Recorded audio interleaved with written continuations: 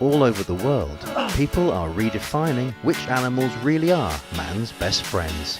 He's sucking on my finger. From the big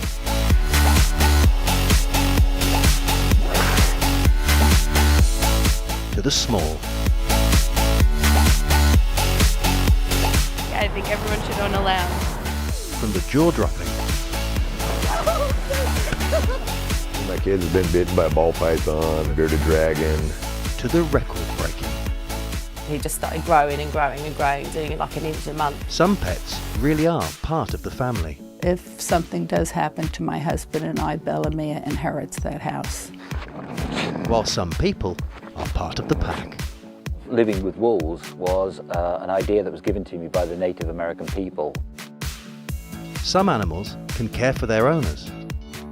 When I came back from hospital, she looked after me somehow. As much as humans can care for them.